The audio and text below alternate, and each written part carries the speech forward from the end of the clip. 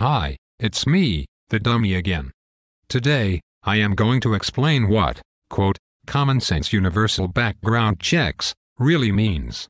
In order to perform a background check every time a firearm is sold in the United States, a form will have to be filled out and submitted to the Bureau of Alcohol, Tobacco and Firearms for approval on the transfer of the firearm.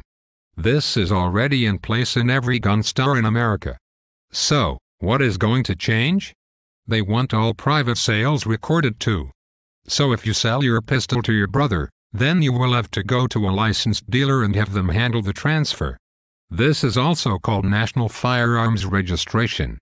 Of course, they know that the majority of Americans would be opposed to the government having a National Firearms Registration system, so they have just put another coat of paint on the same old draconian idea and they are now trying to sell it to the American people. There is no way to perform universal background checks on all firearm sales without having a National Registry of Firearms, otherwise known as National Gun Registration.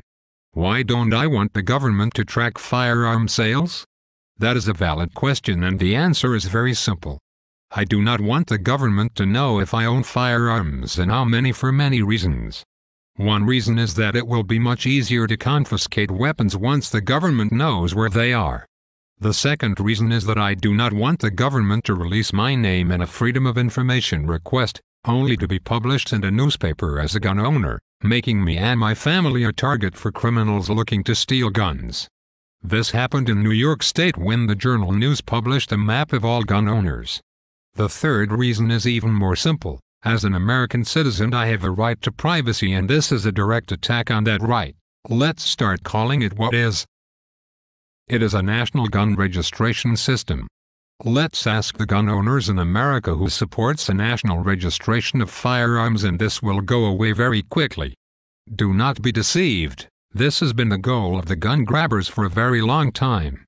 I would like to further note that I find it in very poor form to use the families of a horrific tragedy, such as the shooting in Newtown, Connecticut, as political currency in order to achieve the agenda that you have been pushing for many years. This type of political positioning is not just bad form, but is downright despicable.